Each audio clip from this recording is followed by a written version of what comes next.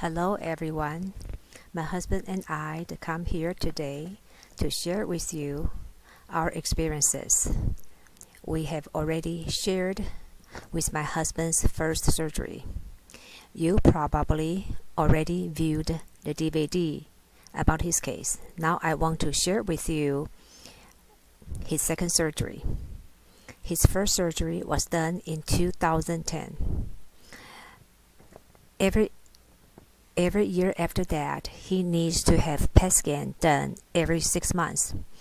The PET scan in 2012 showed that the original 1.3 centimeter tumor had started growing to the size of 1.9 centimeter.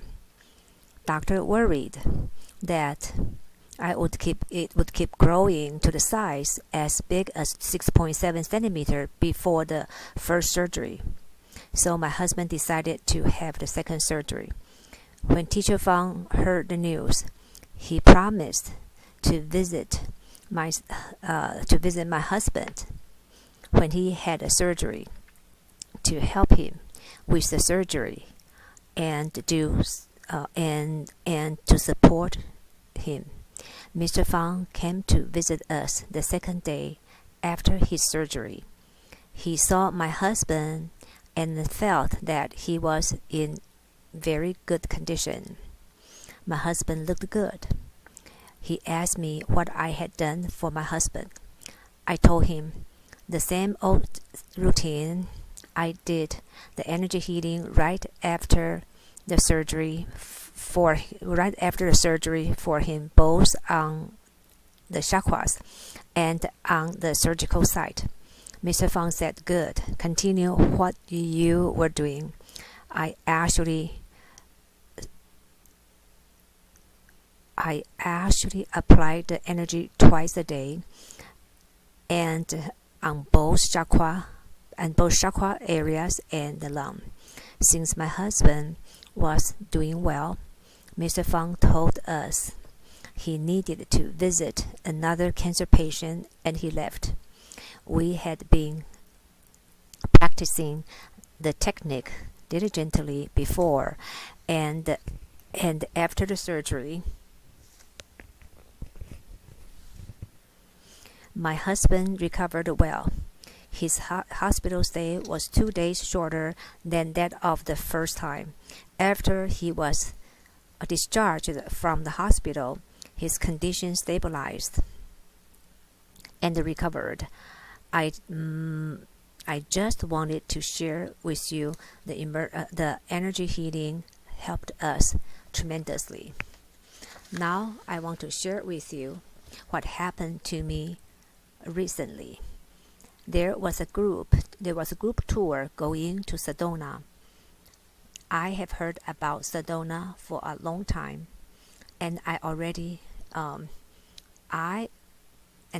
wanted to go there. But it was either not the right timing or because of some other things happened. We never got to go there. But this time, his health condition is much better, and we signed up for the tour. Sedona is a famous spiritual place with very strong and ionic energy. Many people wanted to go there. We went there during the Thanksgiving holiday. When we were there, I noticed that it was 5,000 kilometers above the sea level. I started worrying about my husband. He has lung problem, and the air in that high altitude is very thin. That's not good for him. I was worrying about him every day.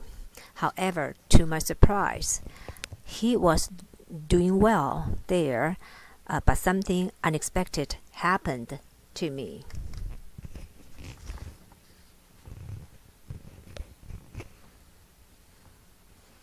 The second day, we went to see the Big Rock. It was a really beautiful place. While we were enjoying the majestic view, I felt a little headache. The first thing I thought about was that I must have caught a cold because about half of the tourists in the bus were coughing around me. We were in a big bus, not close to the scenic area. We came back to have lunch. After that, we were taken into a smaller bus that could take us closer to the scenic area. After lunch, we got into the smaller bus.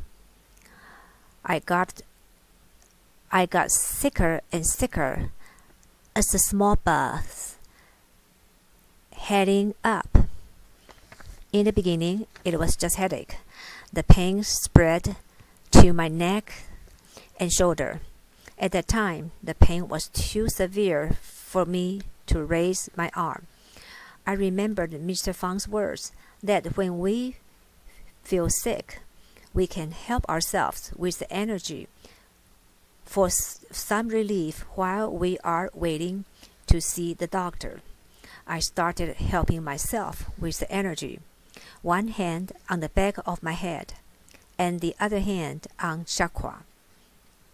In the beginning, there was a little relief, but the pain got worse to my neck and shoulder. I couldn't raise my arm and started to have difficulties breathing. I asked my husband to help me. He worked on my chakras and I worked on my headache area. We alternate our hands on the chakras and the headache area. There was a little relief, but my head was still hurting badly. I felt that I might need to seek emergency help after we got off the bus. But I worried in such a wilderness place if there is a hospital. We kept doing the energy healing till after we went down to the big bus. At that time, I started feeling that the pain was a little relieved. Finally, I felt fine. I felt fine, and we stopped the energy healing. A beautiful lady sat behind me, came and asked me, "Do you need help? Do you feel sick?" And I told her, "I'm doing fine now." I feel very strange. How come nobody else noticed I was sick? So I asked her, "How did you know?" She said, "I saw you and your husband kept massaging your head, shoulder, and heart area.